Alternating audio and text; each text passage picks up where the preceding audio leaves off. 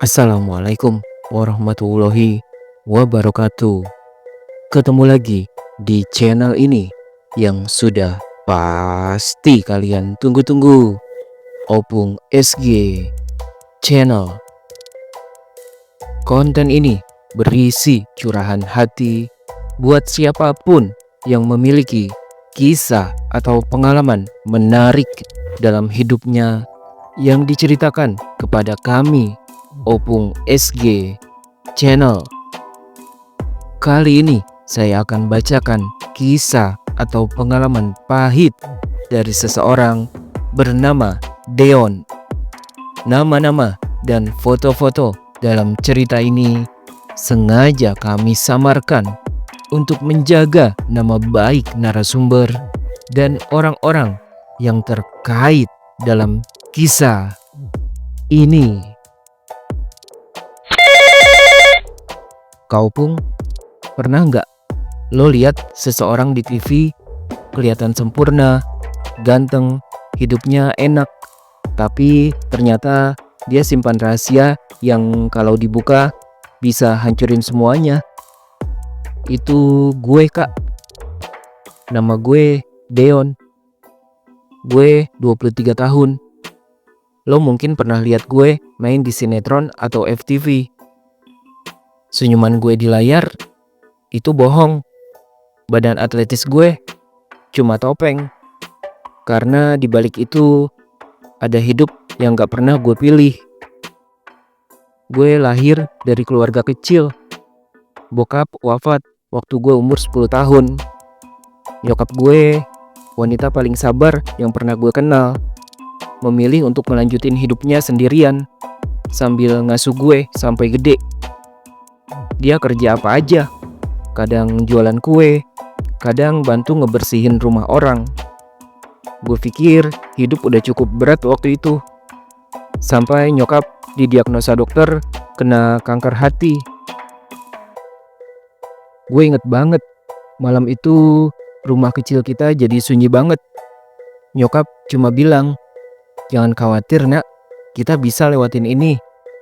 Tapi gue lihat matanya, gue tahu biaya berobatnya bakal gila-gilaan. Gue masuk dunia hiburan karena modal muka. Casting sana-sini, dapet peran figuran, kadang FTV receh.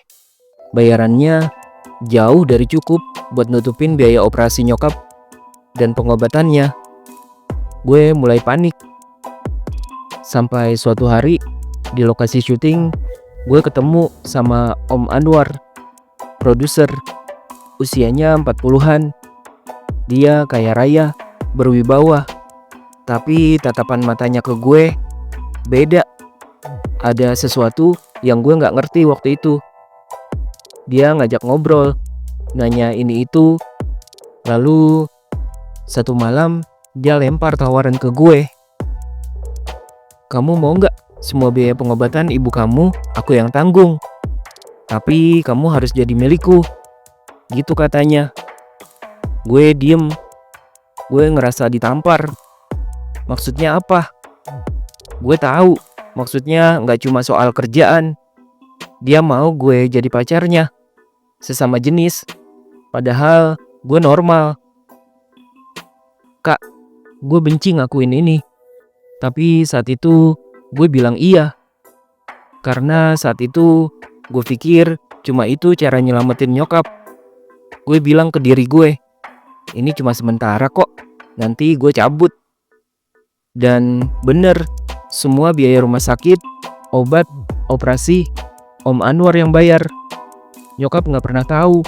Dia pikir uang itu dari kerjaan gue di TV. 3 tahun berlalu. Gue udah terbiasa hidup di dua dunia. Dunia depan kamera, dimana gue tersenyum pura-pura, dan dunia gelap, dimana gue harus jadi seseorang yang bukan gue. Om Anwar punya istri dan 3 orang anak. Tapi tiap malam dia selalu cari gue. Dia sayang banget sama gue. Bukan sayang normal. Lebih dari itu. Kadang gue ngerasa dia benar-benar cinta. Tapi cinta yang salah, Kak. Nyokap akhirnya nggak bisa diselamatin. Beliau pergi untuk selamanya. Gue pikir ini saatnya gue bebas. Bebas dari Om Anwar. Gue udah siap ngomong ini ke Om Anwar. Kita selesai. Tapi pas gue bilang itu, dia malah megang tangan gue. Matanya merah, berkaca-kaca. Suaranya gemetar. Jangan pergi, Deon. Om bakal kasih apa aja yang kamu mau. Asal kamu tetap di sisi Om.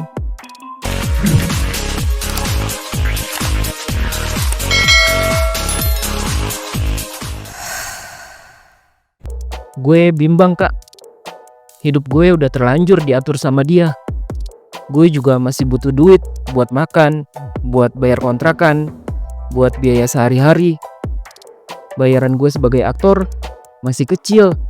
Gue belum seterkenal itu. Dan di kepala gue, suara nyokap selalu bilang, "Kamu anak baik, Nak." Tapi gimana bisa gue bilang anak baik kalau hidup gue kayak gini? Kadang gue pengen kabur. Gue pengen hilang dari semua ini. Tapi setiap kali gue coba jaga jarak, Om Anwar selalu muncul. Dia tahu di mana gue tinggal. Dia tahu jadwal syuting gue. Dia bahkan pernah nungguin gue di depan rumah. Cuma buat bilang, kalau kamu ninggalin Om bisa bikin kamu gak laku lagi di industri ini. Gue takut, Kak. Bukan cuma soal karir, tapi juga kalau rahasia ini bocor. Lo bayangin, seandainya berita aktor sinetron jadi pacar sesama jenis produser ada di mana-mana, gue habis. Nama gue hancur. Gue gak punya siapa-siapa lagi. Malam itu gue duduk sendirian di balkon. Jakarta rame di bawah, tapi kepala gue kosong. Ponsel gue bunyi dari Om Anwar. Pesannya singkat, "Besok kita ketemu. Aku ada kejutan buat kamu." Gue gak bales. Tapi besoknya dia gak datang. Yang datang malah istrinya. Istri Om Anwar.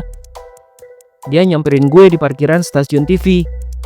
Pakai kacamata hitam, rambut rapi, senyum tipis.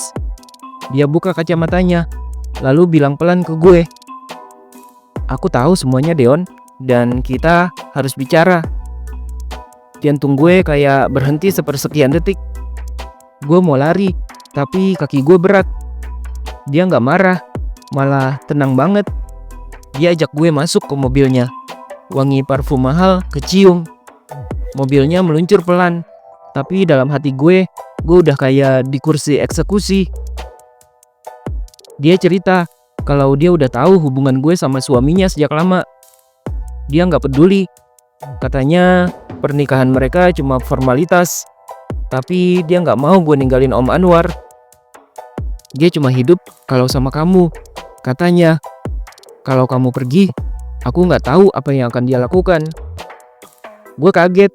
Jadi bukan cuma Om Anwar yang gak mau gue pergi. Istrinya juga. Rasanya kayak gue jadi properti mereka berdua. Dan tiba-tiba dia keluarin sebuah amplop coklat. Amplop itu dikasihin ke gue. Dia bilang, "Anggap ini uang muka untuk memastikan kamu tetap di sisinya." Gue buka amplop itu. Ternyata isinya bukan uang, tapi foto. Foto gue sama Om Anwar di kamar hotel, tidur. Foto yang bisa ngerusak hidup gue seketika kalau keluar. Kak Opung, saat itu gue sadar gue udah gak punya jalan keluar. Gue bukan lagi Deon yang bebas. Gue cuma bayangan di dunia yang gue gak pernah mau masuk. Dan sampai sekarang gue masih di sini, main sinetron, senyum di depan kamera, sambil menunggu hari kapan semua ini akan berakhir. Kalau lo pikir ini cerita cinta, lo salah. Ini cerita tentang harga sebuah nyawa dan jiwa yang harus gue gadaikan. Itulah sepenggal kisah dan pengalaman hidup yang diceritakan oleh aktor sinetron tampan bernama Deon. Cinta dan pengorbanan itu berharga, tapi jangan sampai mengorbankan harga diri dan kebebasan diri.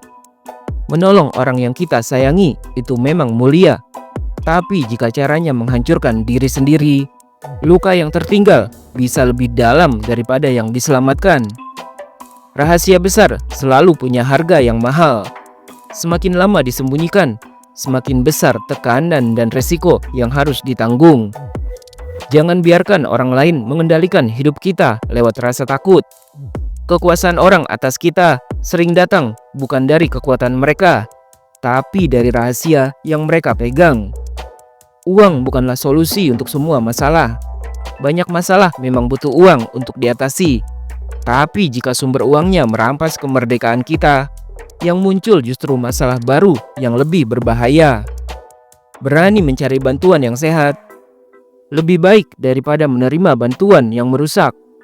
Semoga cerita hidup Deon ini bisa jadi peringatan sekaligus pembelajaran buat kita semua. Bagi kalian yang memiliki kisah menarik seperti Deon, kalian bisa kirimkan cerita kalian ke email opung/gosipchannel@gmail.com. Kita tunggu kisahmu ya. Wassalamualaikum warahmatullahi wabarakatuh.